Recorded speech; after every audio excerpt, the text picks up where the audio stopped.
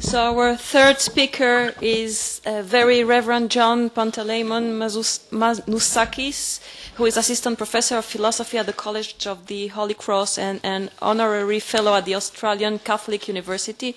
He received his doctorate in philosophy from Boston College under the directorship of Richard Kearney and Jean-Luc Marion. He has authored 2 books, 20 articles and chapters in volumes, and edited 5 volumes. Thank you very much. I would like to apologize to all of you and in particular to my 2 co-presenters. One will think that wearing the priestly cassock and the cross and the hat, you will become like a Superman and of sorts and invulnerable to any kind of human frailty. But it only takes jet lag and to remind you that you're only a human. So I have been feeling a little bit sick as the panel began, so I was able only to hear parts of your excellent papers that I would have liked to devote my full attention to them.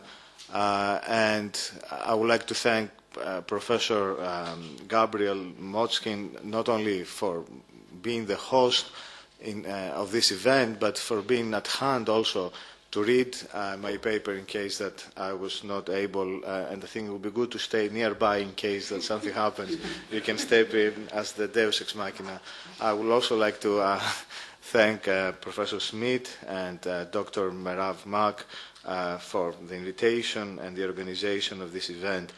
I thought that it was important for me to read the paper myself, even under the present circumstances, as the least that I can do to the kindness of all the people who invited me here and of all of you who came here.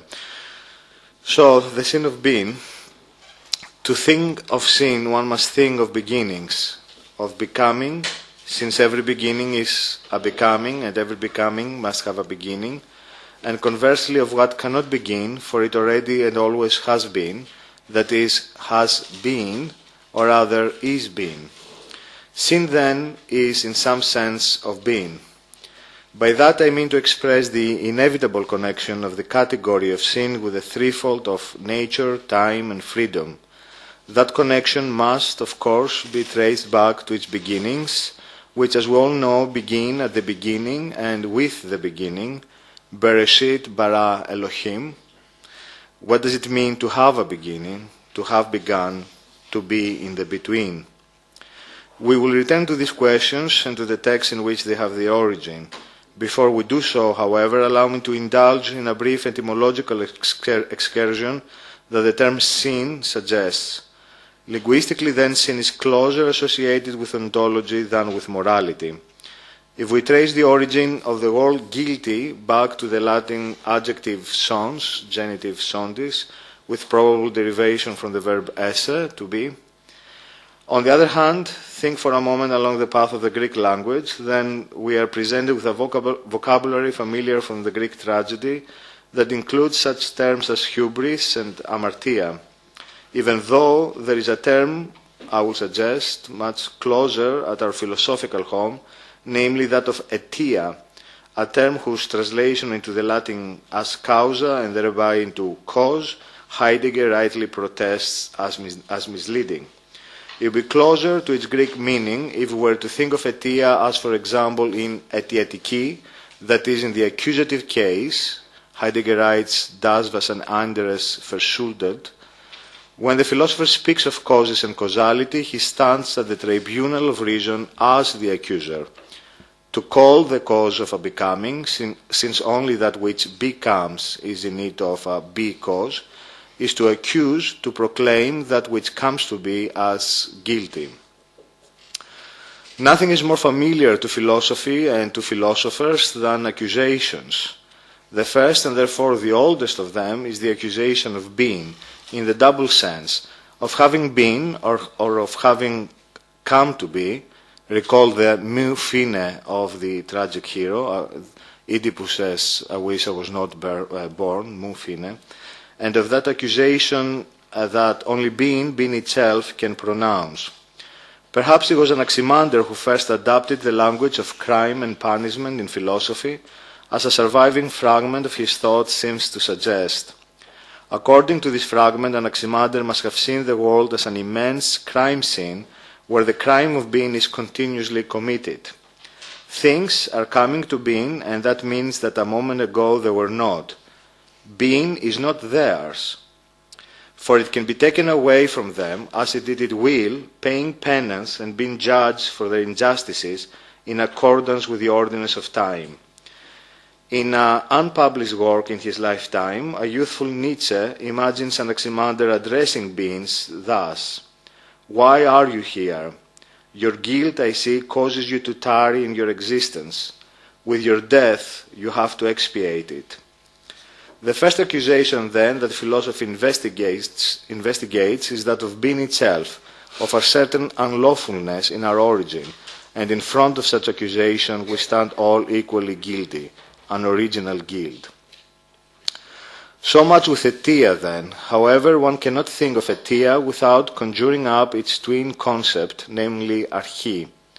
In Aristotle's metaphysics, the two terms occur almost always together.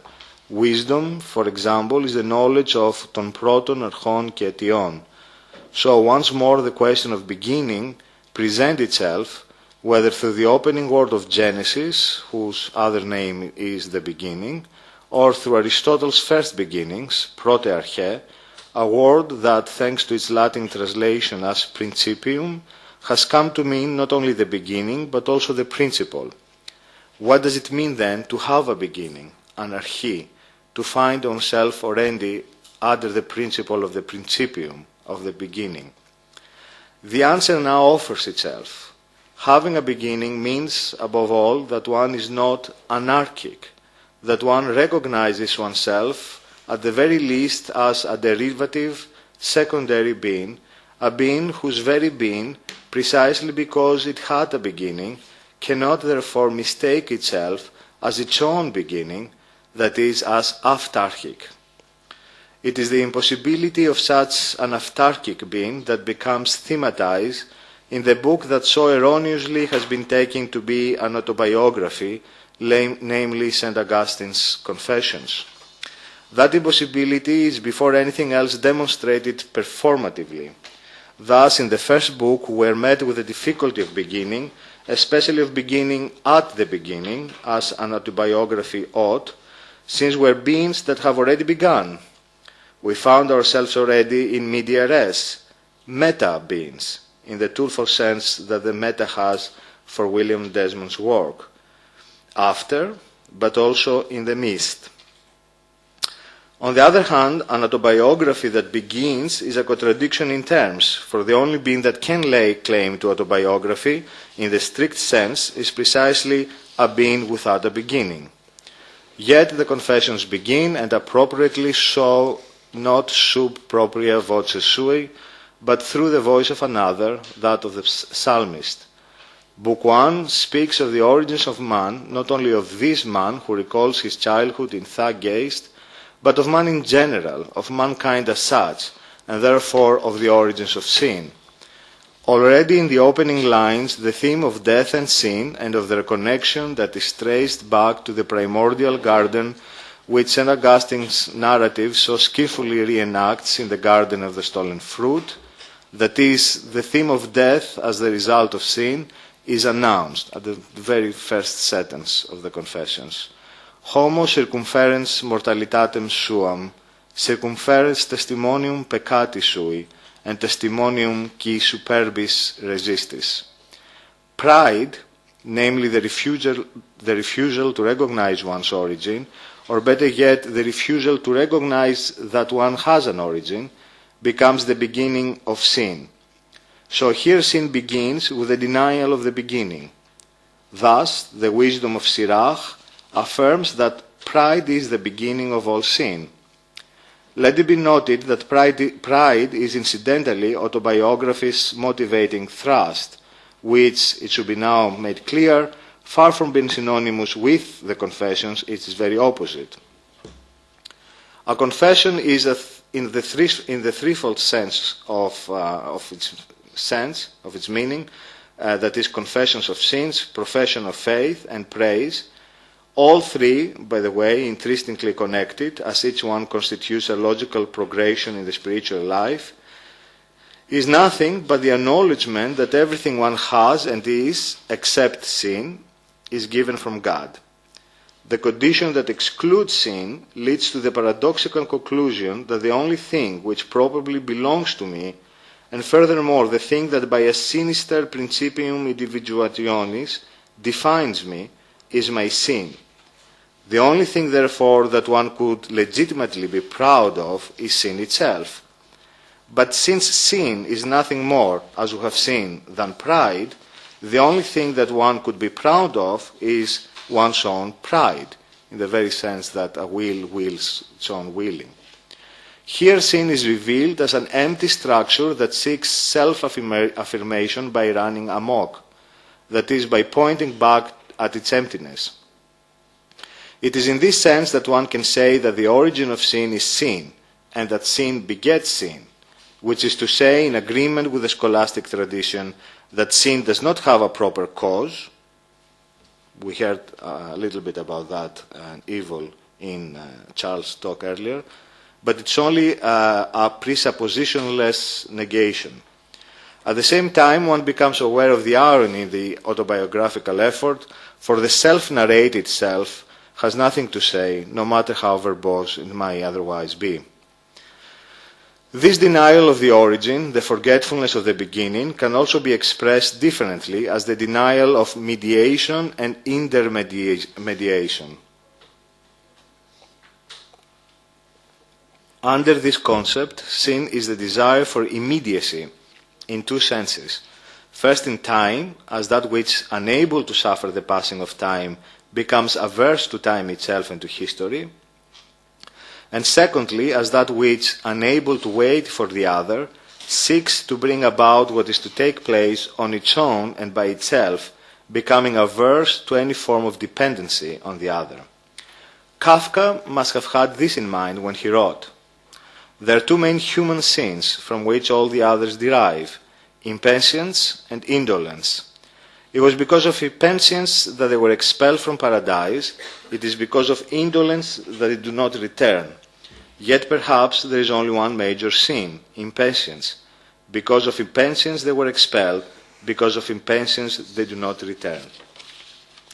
The first man sinned insofar as he wanted to achieve, without waiting, what was promised to him anyway, but in time.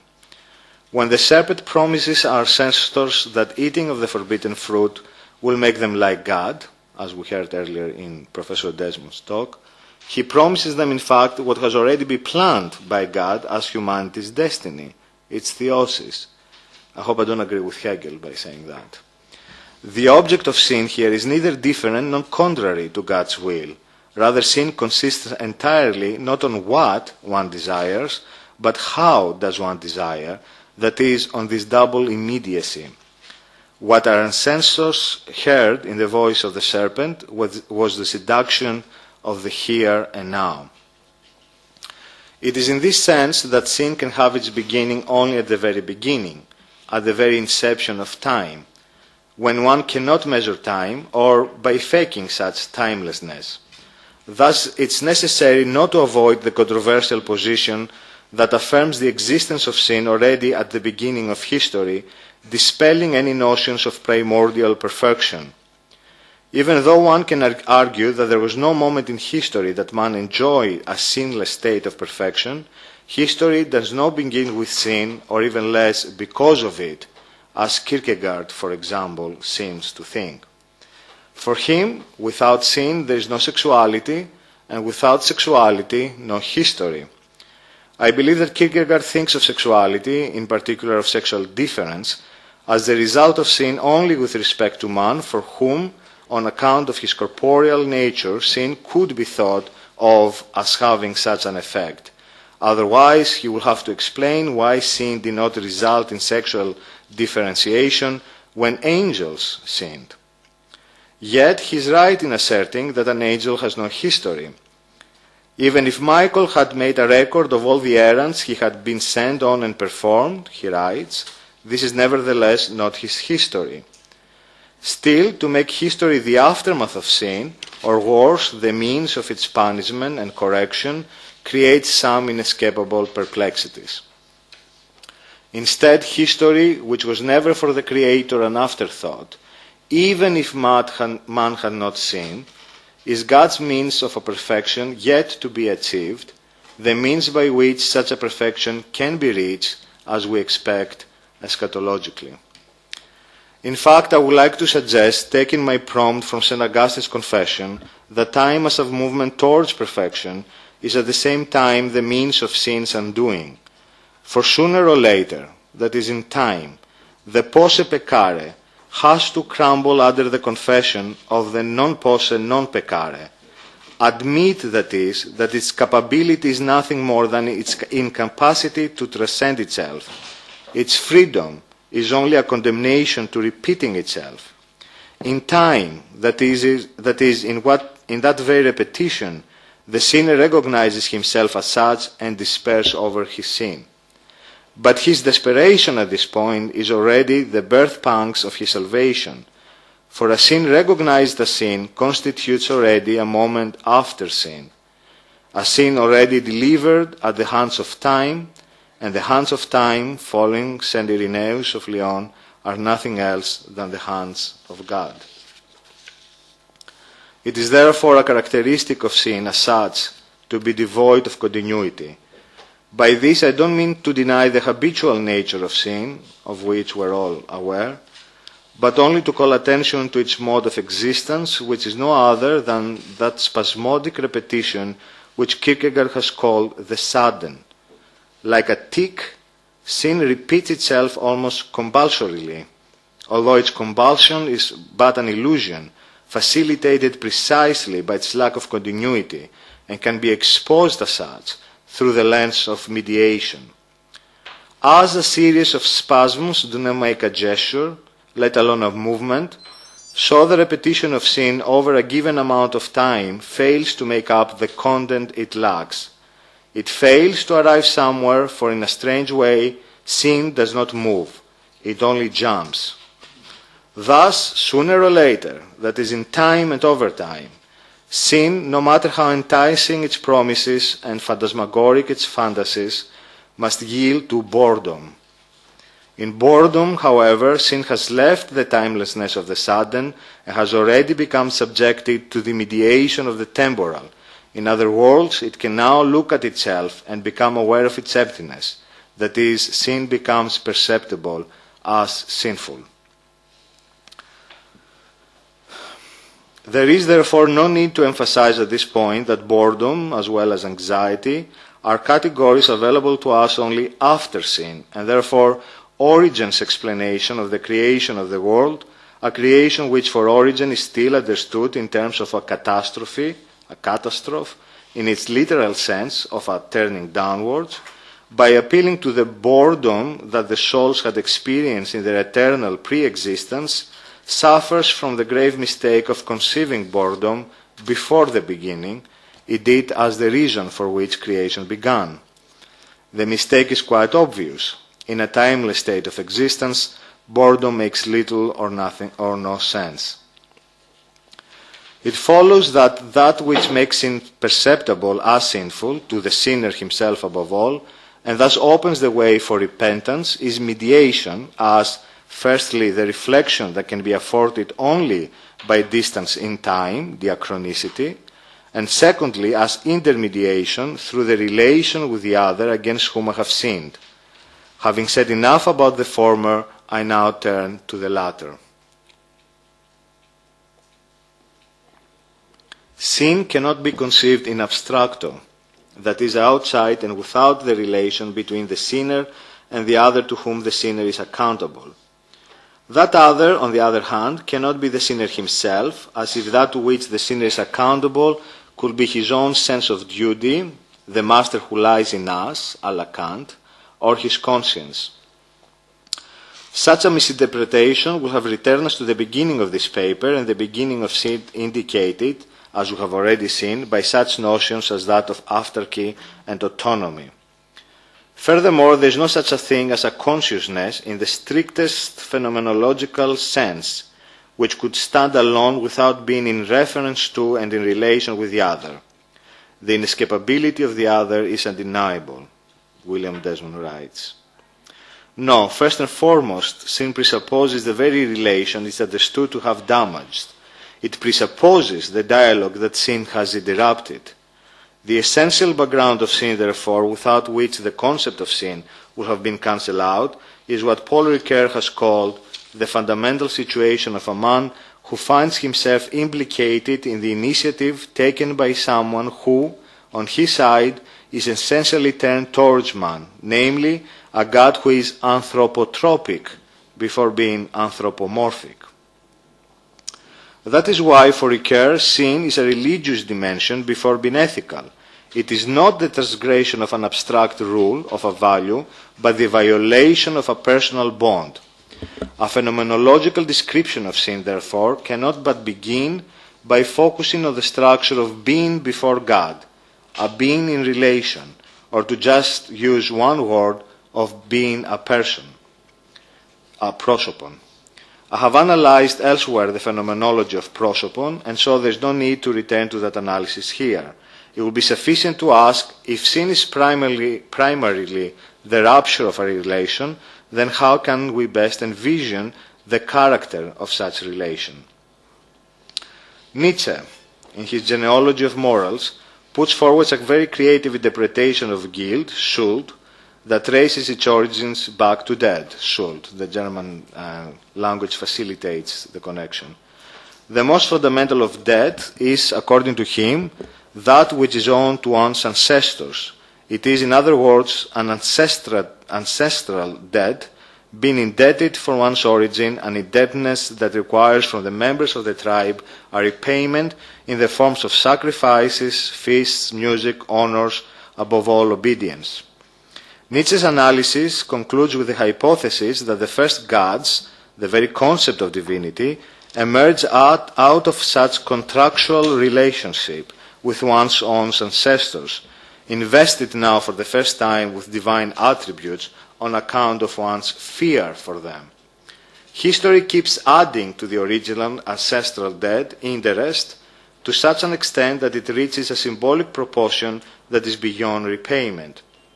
Eventually, only a God will be able to pay back what is owed to God, a God that will become man in order to sacrifice himself in satisfaction of humanity's debt, the doctrine of atonement. That's the stroke of genius on the part of Christianity, as Nietzsche says.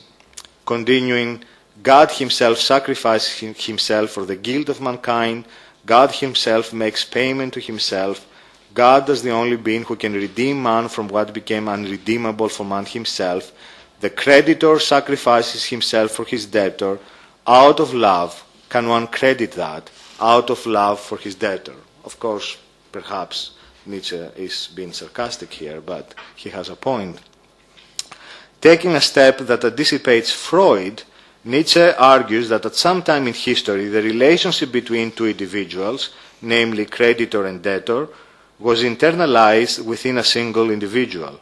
Of course, as long as that contractual relationship was external and intersubjective, did not constitute guilt as such. It became that when indebtedness and correspondingly the feeling of being indebted to, that is the feeling of an unsettled account, of unfinished business, was transferred within oneself, becoming thus intrasubjective. It is precisely this very line of thought, and here you can see the genealogy of affinities, that Heidegger picks up in the famous analysis of sections 57 and 58 from Being and Time, where the silent call of consciousness, which is consciousness itself, conscience, yes, thank you, pronounces only one verdict and always the same, guilt. What was the yes about? Conscience, yeah. Heidegger's idea of life as a series of repayments on a loan that you not agree to with ever-increasing interest that will cost you your life, that is life as a mortgage, takes us back to Anaximander's fragment. Yet in the time between Anaximander and Heidegger, a decisive transformation took place to which philosophy ought to pay attention. I speak of the almost imperceptible change from the neutral the one to the masculine toen, to the masculine one, oenas, that is, of the movement from impersonal being to a personal God. In Greek, the difference is only in the definitive article, and in English it's entirely notable, but it's a difference big enough to make all the difference in our discussion. For being in relation with a personal God, being must also be understood as personal, and between persons the primary relation goes under the name of either eros or agape. It is telling that in the prophetic utterance, sin takes the form of an accusation for adultery, Hosea, for example. It is in turning away from God to other self-made gods and offering to them what one ought to offer only to God, not only were proven unfaithful, but also we have shown ourselves guilty of a certain religious promiscuity. Thus, the other side of adultery is sensibly enough idolatry, the other side of the coin. In the prophetic language, adultery becomes the most eloquent metaphor for idolatry, yet idolatry itself can in turn become a metaphor for sin in general. After all, as we have seen, sin is nothing else than the positing of the self as its own self-made idol.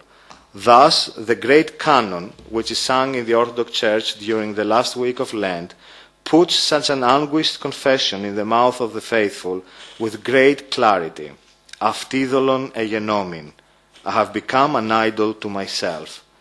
Self-idolization becomes therefore the final accomplishment on a course that began with the denial of beginning, only in order to end in self-denial of one's end. Thank you.